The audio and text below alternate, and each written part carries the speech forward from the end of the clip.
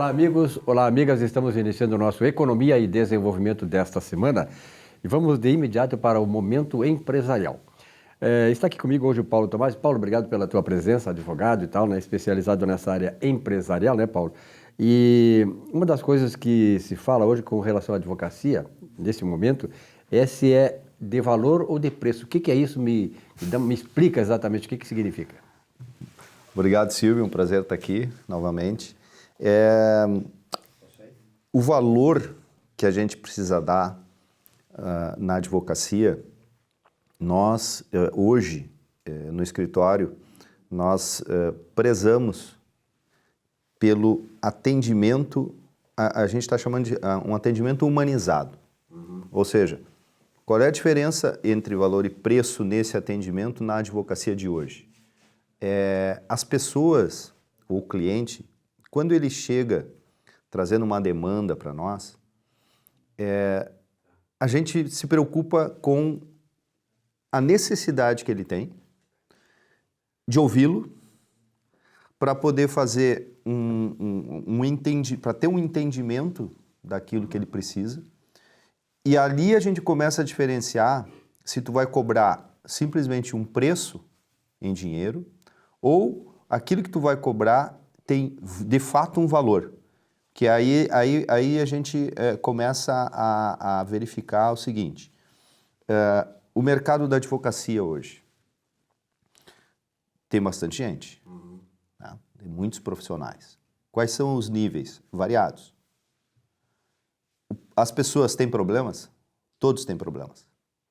Como é que elas solucionam os problemas delas? E quando parte para a área jurídica, para a área da advocacia, as necessidades são variadas. Em todos os segmentos humanos, você pode ter a necessidade da intervenção jurídica ou muitas vezes da intervenção, e aquilo que a gente já falou de outras vezes, de uma mediação, né, de um acordo, de uma conversa, de um diálogo. Para evitar um conflito e para evitar até um agravamento de certos conflitos, né? Não tenha dúvida, né? E a gente já falou sobre isso também, questão de tempo, né? Num conflito judicial. Então, tudo isso é a porta de entrada. E hoje, nós entendemos que, por exemplo, as pessoas, no Brasil a gente não tem esta cultura ainda. Mas na advocacia a gente pode criar essa cultura e a gente vê que tem muitos colegas, inclusive escritórios grandes em todo o país fazendo. Por exemplo, nós cobramos a consulta. Nosso escritório cobra a consulta. Por quê? Porque a gente vai se dedicar 45 minutos, 1 hora, e hoje a gente tem a facilidade de, a gente pode convidar para ir no escritório. Então nós temos um ambiente para receber, né, os nossos clientes.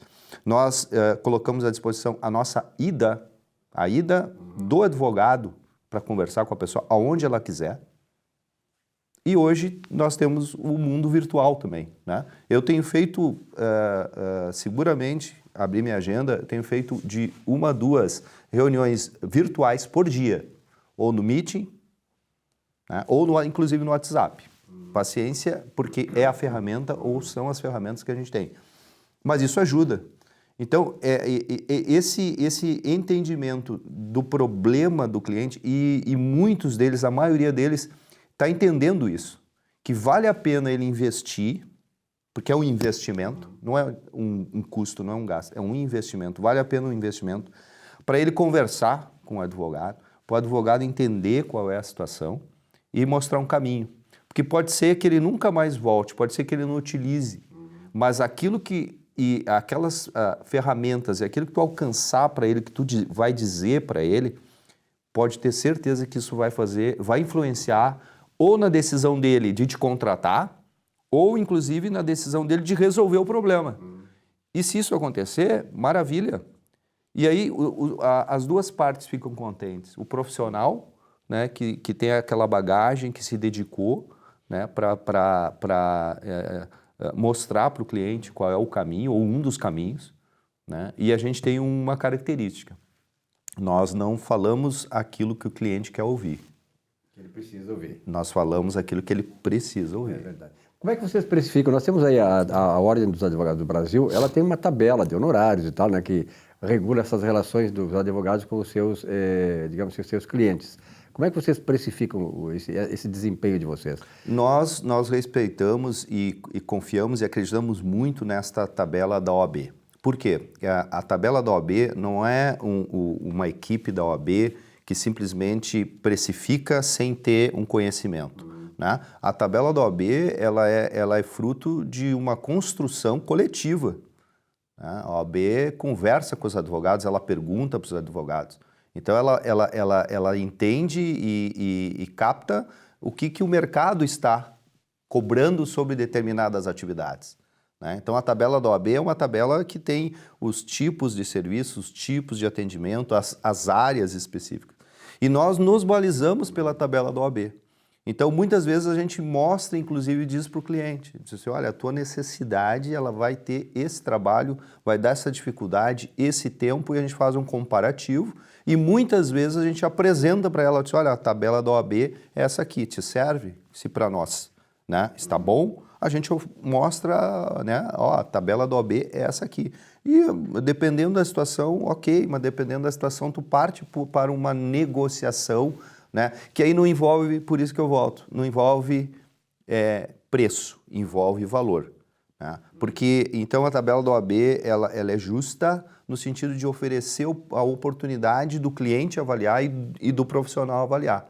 Né? Mas a gente sabe que esse valor, esse atendimento e o preço que ele vai pagar, hoje, a advocacia hoje é do acolhimento, é do entendimento e para prosperar, tudo isso vai para o advogado, vai para o escritório, porque qual é a relação hoje, Silvio, entre o advogado e o cliente?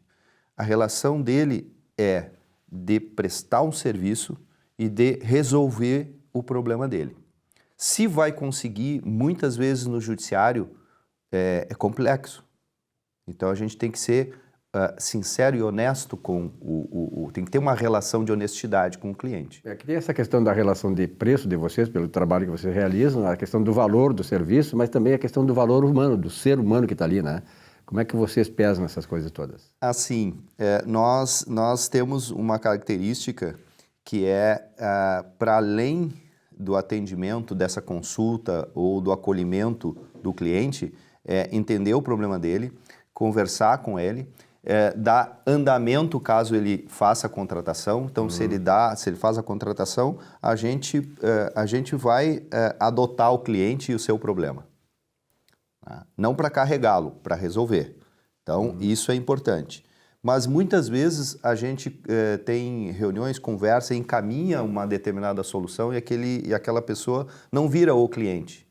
Mas até nessas relações a gente procura manter contato, né? Por uma forma que nós administramos o escritório, de inclusive perguntar se o problema continua, se ele resolveu o problema. Se planta uma semente ali também, né? É importante isso, né? Exatamente, se planta uma semente, mas a atenção, a advocacia, o advogado, nós entendemos que ele precisa dar atenção ao cliente. Né? Atenção ao cliente, atenção àquele problema que o cliente está trazendo. Muitas vezes se encaminha numa consulta, muitas vezes ele não volta porque foi lá e resolveu, e muitas vezes ele vem para que a gente possa fazer o trabalho, fazer aquilo que deve ser feito. Para encerrar, eu normalmente vejo assim, a atuação de vocês, no caso desse, né, nós sabemos que você chega no cliente, muitas vezes chega fragilizado lá, e assim como ele vai no psicólogo, o psicólogo ouve ele e tal, né, ele sai dali, muitas vezes ele precisa ser ouvido, conversar, trocar essas ideias.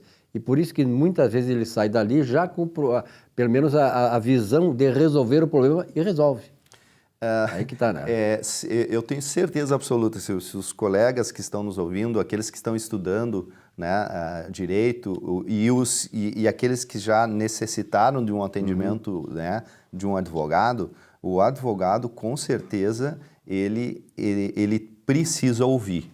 E nesta fala do cliente e ouvir do advogado, as coisas começam a ficar mais claras, mais transparentes. Por quê? Porque um está falando, o outro está ouvindo, e como não é só alguém fala e o outro só escuta, tu consegue ter uma simbiose ali, uma troca de ideias, uma troca de informações, isso cresce as pessoas, né? Faz Abre com que visão também, né? abre Abre visão. atenção. Então, aqui, e o problema, imagina um problema de família, né? Imagina um problema no trabalho, imagina um problema de patrimônio das pessoas, que hoje a gente está vendo muito isso, a preocupação, né, para que o seu patrimônio seja protegido. Mas e o problema familiar? A hora que a pessoa chega um problema familiar e te expõe ele, ela já está desabafando. Claro. E tu está ouvindo, pensando e para encaminhar uma possível solução para ela. Humanizar o atendimento na advocacia. Perfeito. É fundamental. O advogado também dá uma de psicólogo. Paulo, obrigado pela tua presença aqui. Acho que foram importantes essas colocações, esses esclarecimentos, né? Porque, na verdade, o objetivo do programa é exatamente isso, despertar a atenção e, de certa maneira, mostrar, né, o caminho a seguir, dependendo do problema que o pessoal tem aí, tá? Um abraço, obrigado. Eu que agradeço o convite. Até a próxima. Até a próxima. Olá, quem teima em não se adaptar aos novos tempos e rejeita a experiência passada, ficará no caminho. O pesadelo que nos ameaça é ver hoje tantos defenderem o que deu errado lá atrás, como o sonho do futuro. Essa turma reza a cartilha que chamo de ancoragem ideológica, apostando na volta ao passado trágico e desconcertante como redenção civilizatória. A esquerdopatia realmente não tem cura. O mal do século passado continua a contagiar essas cabeças entorpecidas pelo traço da distopia mental destrutiva e irrecuperável. É uma pena. Boa semana.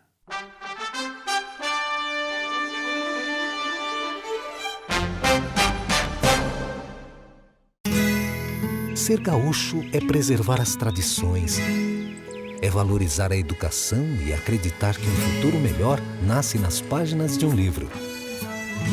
É nossa tradição trabalhar duro. Temos orgulho do suor que escorre do rosto. Ele reconforta a alma e sedimenta uma vida digna. É nossa tradição valorizar o passado para desenvolver o futuro. CMPC Celulose Rio Grandense. Desenvolvimento é a nossa tradição. Já pensou em ter o seu próprio canal de TV corporativa, exclusivo e impactante? Somos a solução para empresas que desejam modernizar seus processos de comunicação. Solução Mídia Digital, transformando a forma como você se comunica.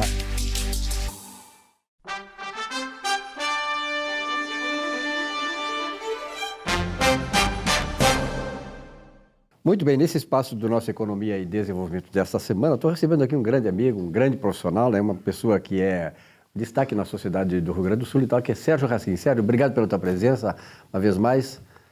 É bom te ver. Silvio, bom te ver também, bom ter o teu programa, poder falar para os teus espectadores, trazer um pouco de novidades a respeito da odontologia. Pois é, a odontologia sempre tem muitas novidades, né, Sérgio? Quais são as mais principais, as últimas? Vai faltar tempo no programa, né, para a gente falar verdade, de tudo. Eu podia trazer aqui um monte de fotografias bonitas, casos interessantes, antes e depois, e uma série de coisas, mas eu resolvi fazer pinceladas. Sim, claro.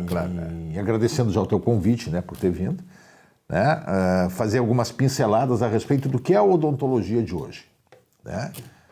A odontologia hoje, para quem trabalha com odontologia, está muito prazerosa, né? Os resultados são muito interessantes, porque a gente hoje está trabalhando em cima de uma coisa chamada previsibilidade. O que é previsibilidade? É a gente saber aonde a gente vai chegar, qual o resultado que a gente vai ter e qual o sucesso que a gente vai ter, né?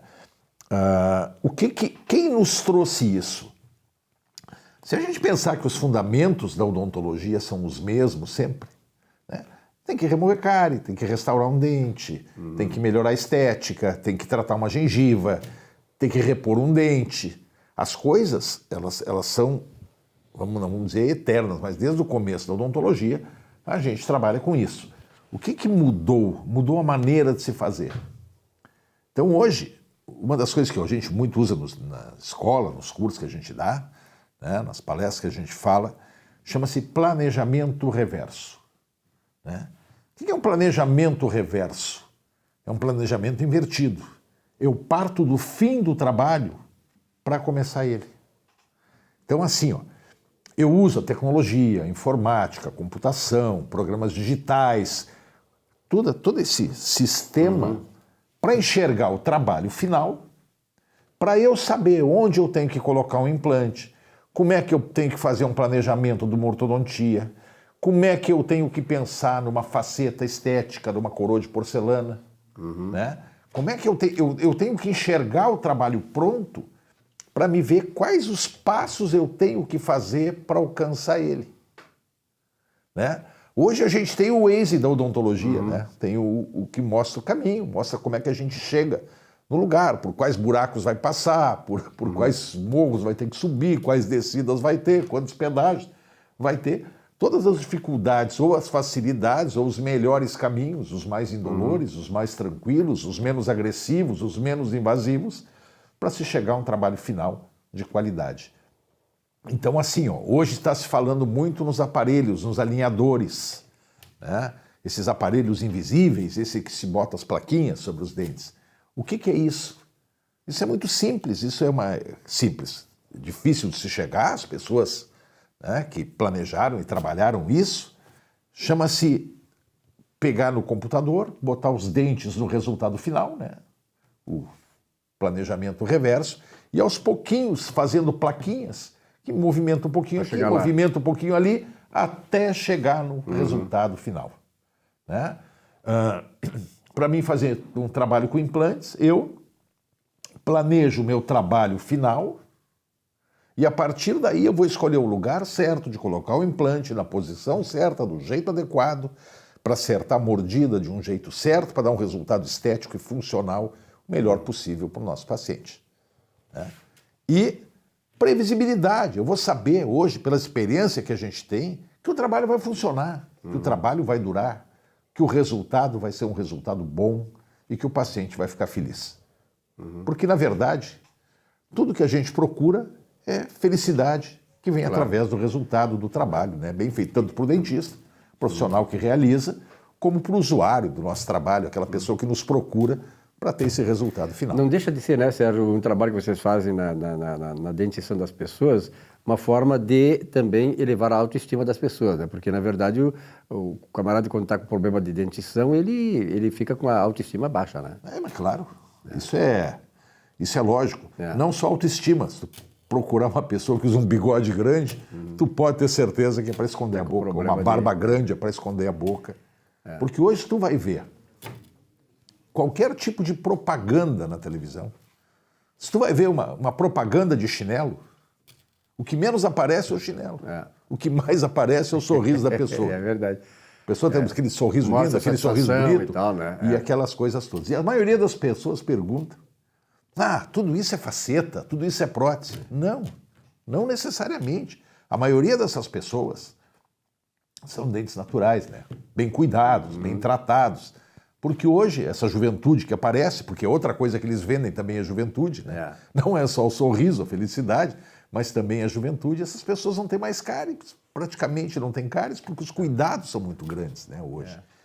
Água, essas coisas todas. Então, são resultados muito bons. Sérgio, não é o teu caso, naturalmente, que é um cara consagrado, tem uma clínica odontológica bem aparelhada e tal, né? Tem investimentos que tu fizesse ao longo do tempo e tal. Mas como é que tu vês, como professor que tu és também, né? O ensino da odontologia nas universidades, na faculdade? Porque, veja bem o seguinte, quer dizer, o camarada para chegar, para poder ter o potencial que ele tem, instrumental, de conhecimento dele, colocar a prova no ponto máximo, ele tem que ter conhecimento, tem que ter experiência. Onde é que ele adquire isso? Na faculdade, não.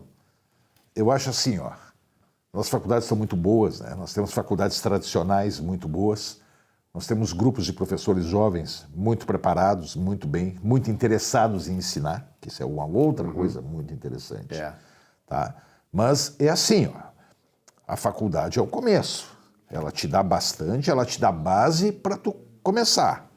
Mas quando tu precisa, alguma coisa a mais vai ser fora da faculdade que tu vai procurar, né? Tu vai ter que fazer um curso de atualização, tu vai ter que fazer um curso de pós-graduação, um mestrado, um doutorado. Tem uma escola que trabalha isso aí também, né? Nós temos um curso de atualização que visa muito próteses e implantes, né? A gente trabalha muito com essa parte. Ela faz todo o atendimento, né, em função disso, mas a gente mantém uma média de 30 alunos ano.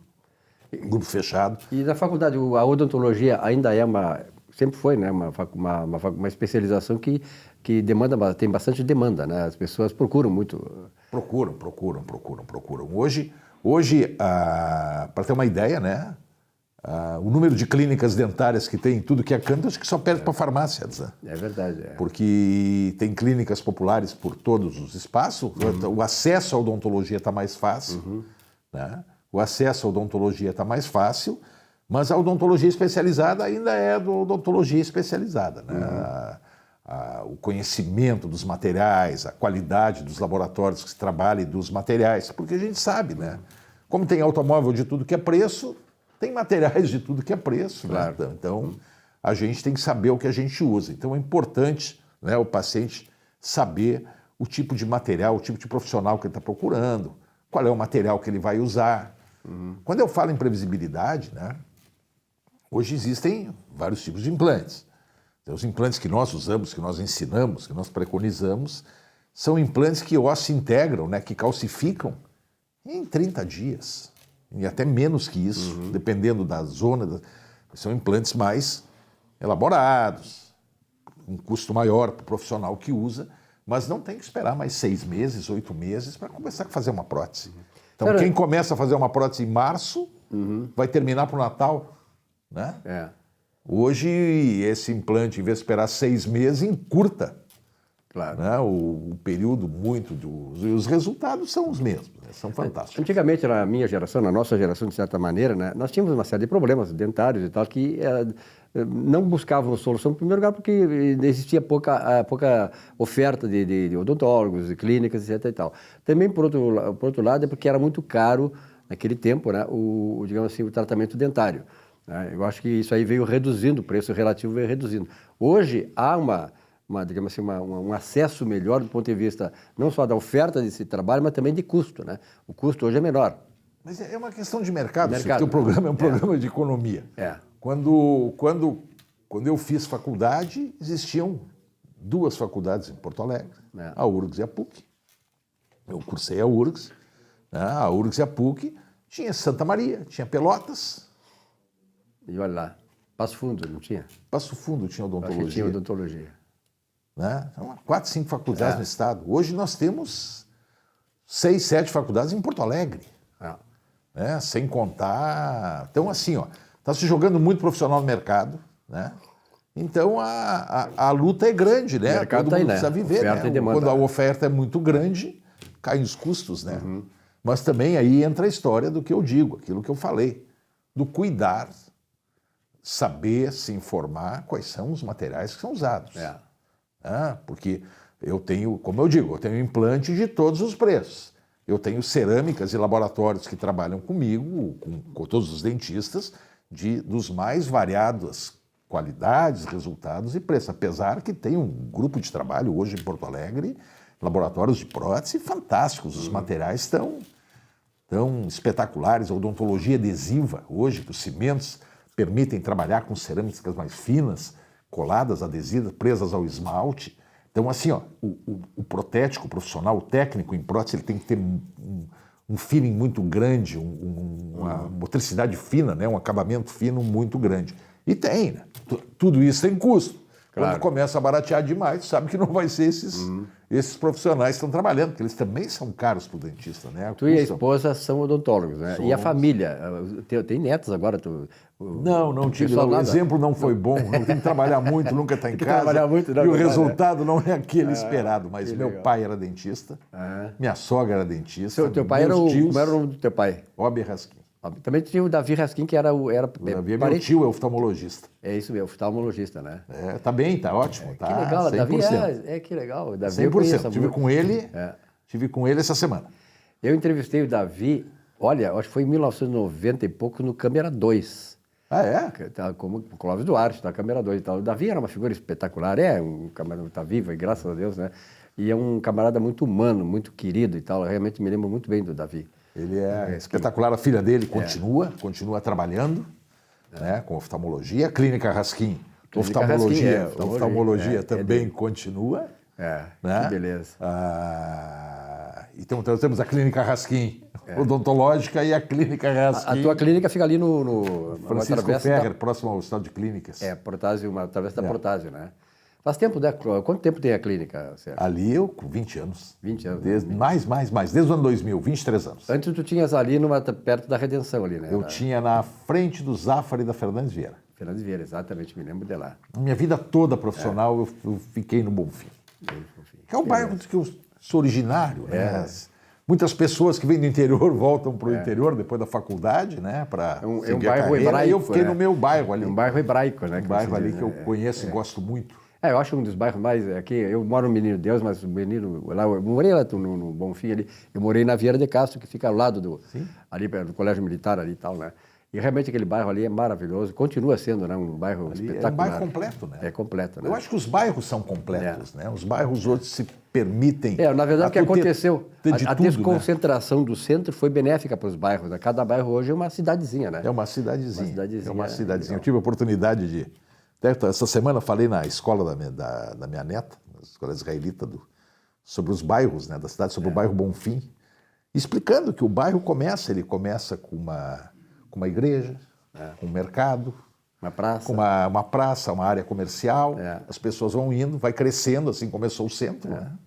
Aí cresceu, não tinha mais lugar, as pessoas começaram a procurar outros espaços e começam também com uma igreja, com isso, com aquilo, e o bairro Bonfim começou com a capela da Nossa Senhora do Bonfim, que é em frente ao Instituto de Educação, que vale a pena conhecer. Quem não conhece, vale a pena passar dar uma olhada, ela está meio escondida, mas é muito interessante. E assim começou a desenvolver toda a zona comercial, né? É interessante, eu acho que cada bairro tem uma igreja ali no Menino Deus, a igreja Menino Deus ali que fica na confluência da Getúlio. Pois até o nome do bairro às vezes tem a ver, tem o bairro Medianeira, tem o bairro... a igreja da Medianeira. Exatamente, o bairro Bonfim veio da capela Nossa Senhora do Bonfim. Partenon lá é a igreja São Jorge, que tem lá Mas aí o Partenon acho que já é um nome grego, né? Acho que já muda um pouquinho, né? Já vai a coisa. Sérgio, que bom conversar contigo, vamos trazer mais vezes aqui, eu acho importante isso, passar não só essa tua alegria, essa tua forma de otimista de ver as coisas, né? E sobretudo falar sobre a odontologia, que a odontologia hoje, ela está na vida de cada um de nós e está fazendo o bem para todas as pessoas, para todas as pessoas que precisam, vão lá e procurar a odontologia e vão resolver os seus problemas. Eu agradeço o teu convite, peço desculpas em público, porque tu me convidasse várias vezes, eu sempre tenho dificuldade de tempo para vir. Tem que ganhar dinheiro primeiro, né? E atender os teus pacientes, né? A tua clientela, que eu sei que é muito vasta e fiel, né? Quando eu vou lá conversar contigo, eu sempre tenho, já vi, está sempre lá, o pessoal está sempre em volta, né? É importante isso. Que bom, que bom. A gente grande faz força para isso. Até a próxima. Agradeço, então. Muito obrigado. Tá bom, um rápido intervalo, já voltamos com o nosso Economia e Desenvolvimento. Até já.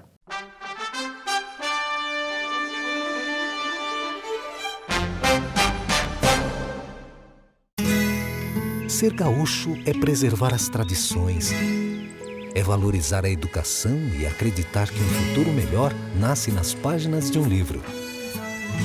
É nossa tradição trabalhar duro. Temos orgulho do suor que escorre do rosto. Ele reconforta a alma e sedimenta uma vida digna. É nossa tradição valorizar o passado para desenvolver o futuro. CMPC Celulose Rio Grandense. Desenvolvimento é a nossa tradição. Já pensou em ter o seu próprio canal de TV corporativa, exclusivo e impactante? Somos a solução para empresas que desejam modernizar seus processos de comunicação. Solução Mídia Digital, transformando a forma como você se comunica.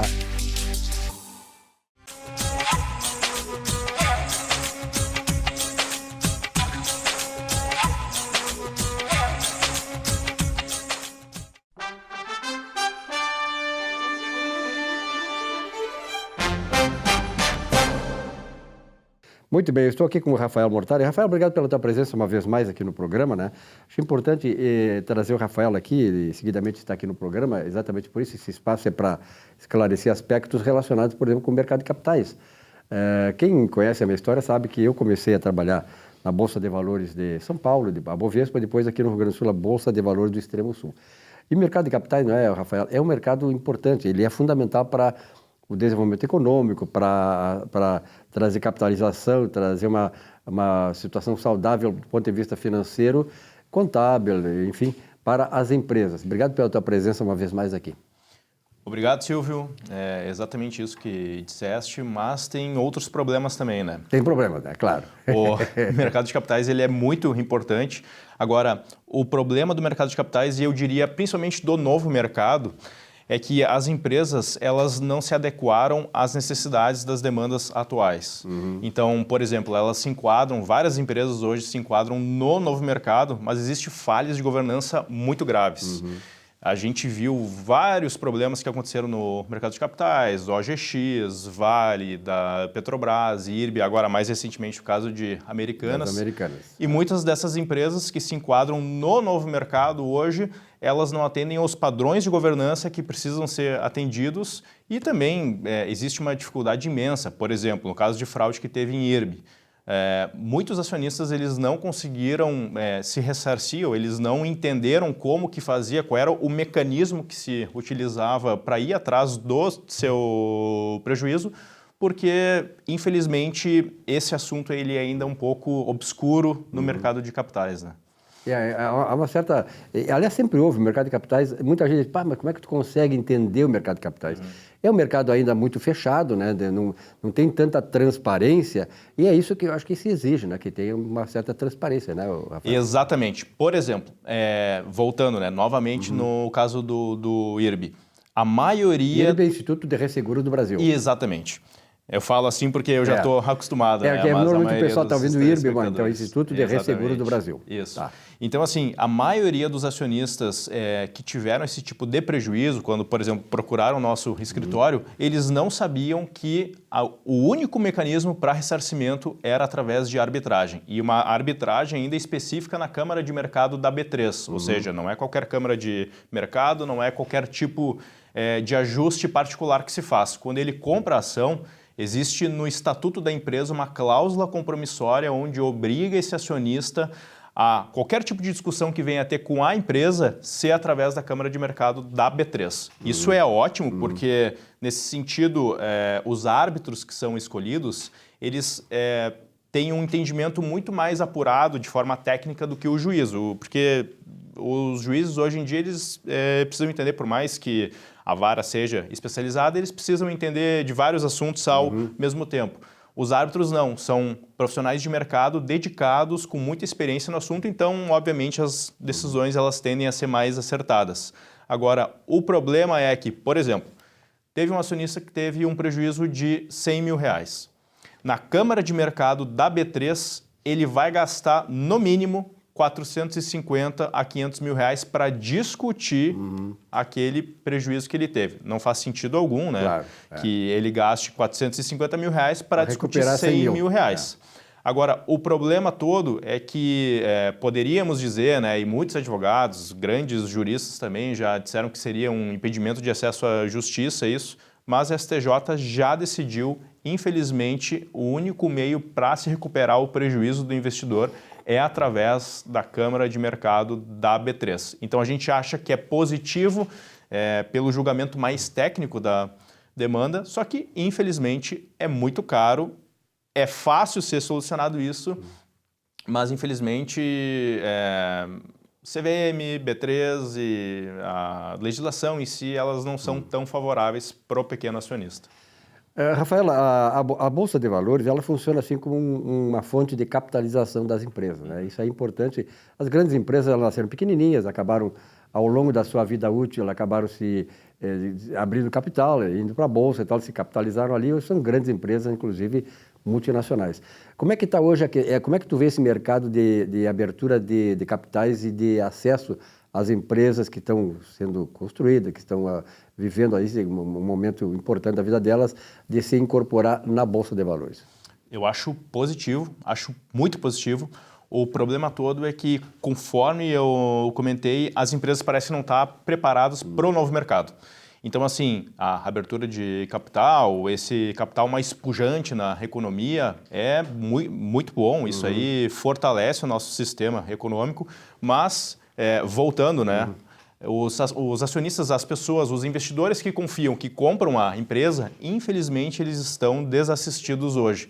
Então, é benéfico que mais empresas elas ingressem no mercado de capitais, só que infelizmente revela que as empresas elas não estão tão interessadas, claro, não vou generalizar, né? Claro, Mas claro.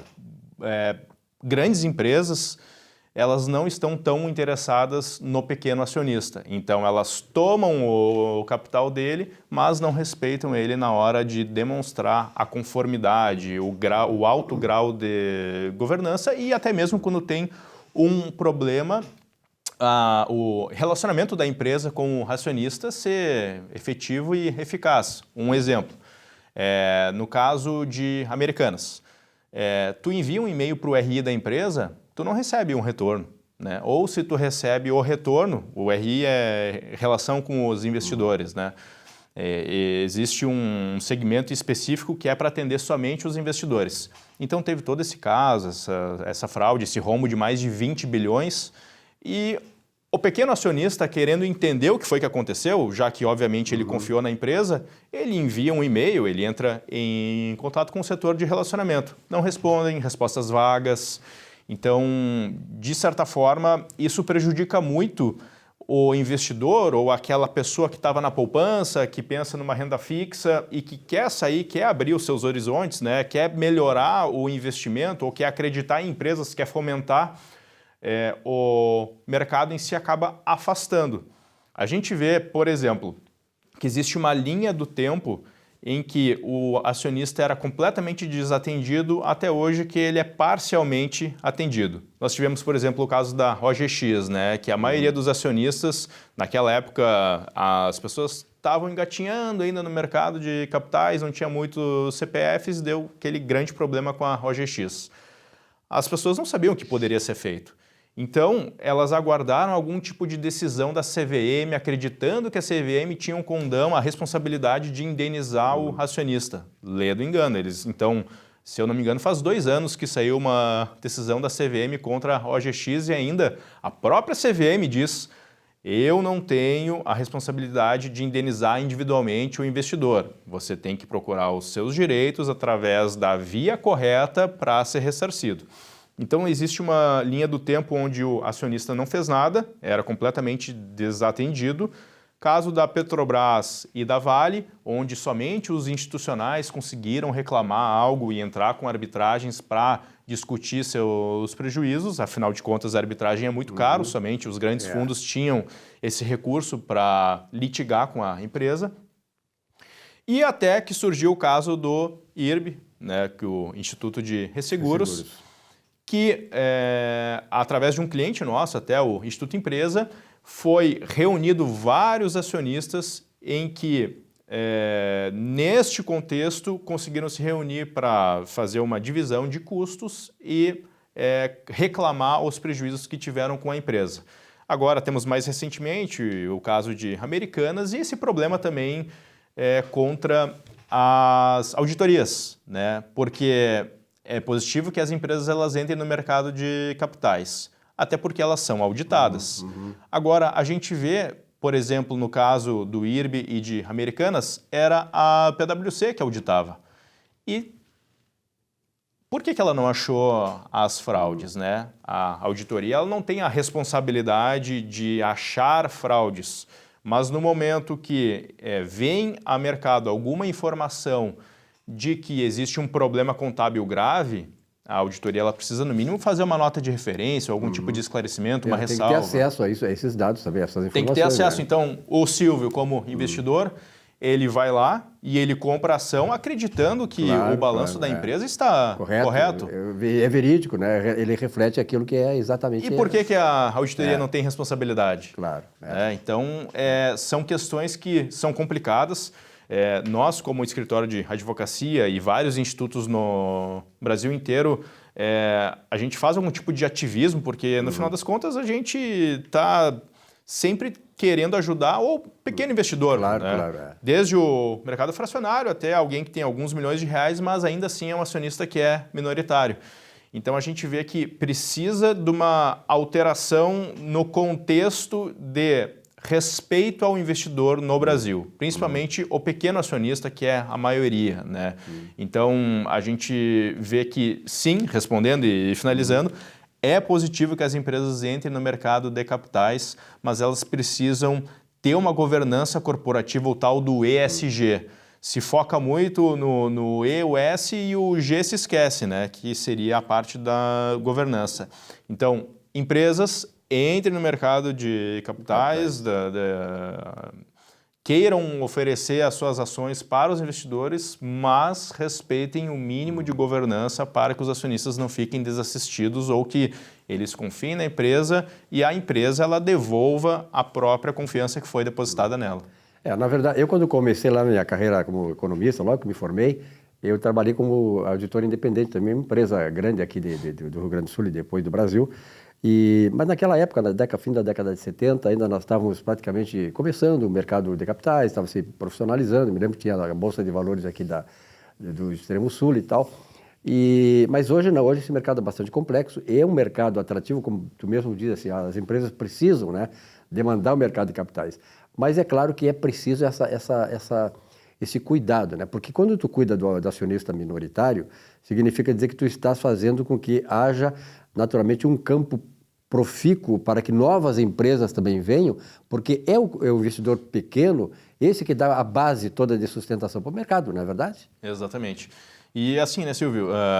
Bom, tu verifica que vários problemas vêm acontecendo no mercado de capitais. O caso de Americanas é o maior caso de corrupção ou de escândalo financeiro da história do Brasil. Então, de escândalo corporativo, no caso, né? Claro. Então, como que o Silvio ou, enfim, qualquer outra pessoa que esteja na renda fixa vai entrar no mercado de capitais, vai comprar ações de alguma empresa se ele vê, opa, está tendo muito caso de corrupção, de escândalo aqui. Como que isso acontece, né? Como que é solucionado isso? Então, assim, eu vou ser ressarcido se isso acontecer? Então, eu acredito que a resposta que precisa ser dada, por exemplo, existem arbitragens em andamento, tanto no caso IRB, quanto no caso da Vale, no caso da Petrobras também, agora mais recentemente no caso de Americanas, em que precisa existir um julgamento de condenação forte, de condenação que ressarça integralmente os acionistas para passar uma mensagem que se o Silvio, se o Rafael quiser comprar empresas de uma ação e ela não respeitar esse acionista, ele automaticamente vai receber... Automaticamente não, né? Mas através de uma discussão e de uma comprovação depois que a empresa ela tem culpa, que esse acionista ele vai receber seus 1.000, 2.000, 10.000 ou R$1 milhão de volta. Ou seja, ela deposita essa confiança na empresa e o sistema de arbitragem, os árbitros, eles vão proteger esse acionista para ressarcir ele do prejuízo que ele teve por uma falha de governança ou por uma fraude que é corporativa que a empresa ela exerceu. Então, as empresas elas acabam, vamos dizer assim, tentando fugir da sua responsabilidade porque elas dizem que foram vítimas dos seus próprios administradores. Poxa, mas quem é que escolheu a administração da empresa? É verdade. Né? Então, assim, eu concordo em parte com isso. A empresa, sim, ela pode ir atrás dos seus administradores depois para se ressarcir, mas ela tem a necessidade de indenizar o investidor que foi lesado. Se ela, então, assim, ela teria um direito de regresso contra seus administradores, seus controladores, mas o acionista não tem nada a ver com isso. O acionista precisa ser ressarcido e a mensagem que precisa ser dada para o mercado de capitais é que somos um mercado sério. Confiável. Confiável. Investidores, comprem as empresas que são listadas na Bolsa do Brasil, porque aqui vocês têm a garantia de que nada de errado irá acontecer ou quando acontecer, vocês serão ressarcidos. Obviamente, mercado de renda variável, também existe o risco que é inerente ao mercado variável. Uma tese pode ser ruim ou ser boa, dependendo da questão da economia, a época que se compra alguma determinada ação, se a commodity está em alta e em baixa, obviamente que a empresa ela pode ter uma desvalorização,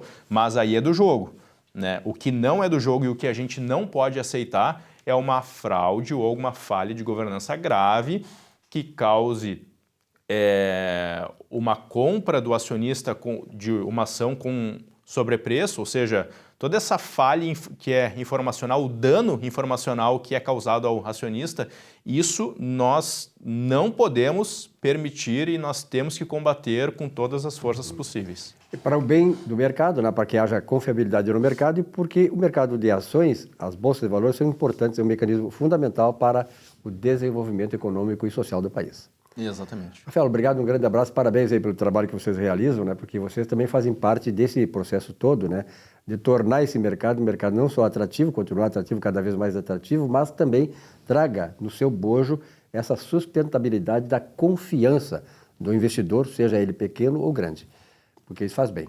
Exatamente, Silvio. Eu que agradeço o espaço e a minha última mensagem é que o investidor ele analise bem as empresas em que vai depositar sua confiança, que vai depositar o seu capital, mas que ele também saiba e vá atrás da informação que quando existe algum tipo de problema, alguma fraude corporativa, alguma falha de governança grave que ele não aceitou quando ele jogou esse jogo, que ele vá atrás dos seus direitos e ele requeira a indenização que acredita ser devida. Perfeito. Um rápido intervalo, já voltamos com o nosso Economia e Desenvolvimento. Até já.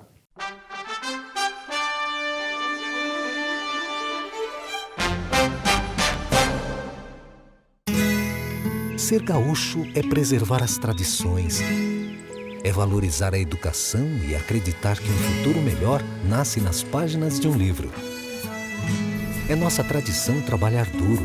Temos orgulho do suor que escorre do rosto. Ele reconforta a alma e sedimenta uma vida digna. É nossa tradição valorizar o passado para desenvolver o futuro. CMPC Celulose Rio Grandense. Desenvolvimento é a nossa tradição. Já pensou em ter o seu próprio canal de TV corporativa, exclusivo e impactante? Somos a solução para empresas que desejam modernizar seus processos de comunicação. Solução Mídia Digital, transformando a forma como você se comunica.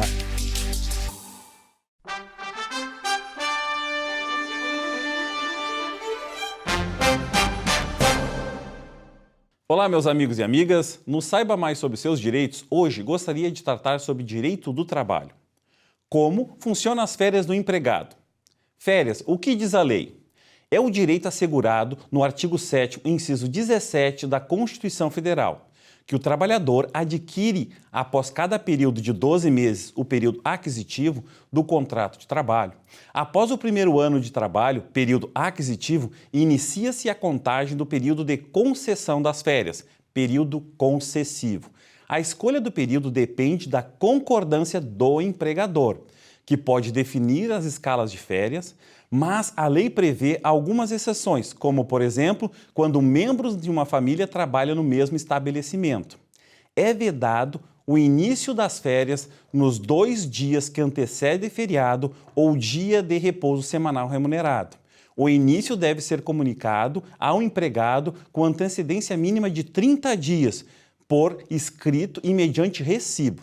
Até 2017, a CLT exigia que as férias fossem usufruídas num só período de 30 dias. A partir da entrada em vigor da Reforma Trabalhista, Lei 13.467 de 2017, desde que haja concordância do empregado, as férias podem ser fracionadas em até 3 períodos, desde que uma delas não seja inferior a 14 dias corridos e os demais não sejam inferiores a 5 dias corridos cada um.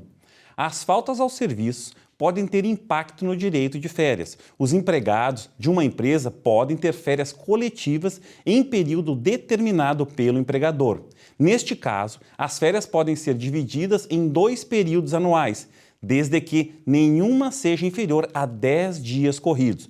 O empregado pode converter em abono pecuniário 1/3 do período das férias em valor correspondente à remuneração que lhe seja devida nos dias correspondentes, devendo manifestar em até 15 dias antes da conclusão do período aquisitivo. Ao fim do contrato, as férias adquiridas e não usufruídas devem ser indenizadas. A CLT prevê sanções ao empregador que não concede ou atrase a concessão ou a remuneração das férias de seus empregados. Nestes casos, o empregado pode ajuizar uma reclamação trabalhista perante a Justiça do Trabalho para buscar seus direitos. Fique atento, procure um advogado especialista e de confiança e invista no seu futuro. Por fim, eu agradeço a audiência e desejo uma boa semana a todos e até o próximo programa.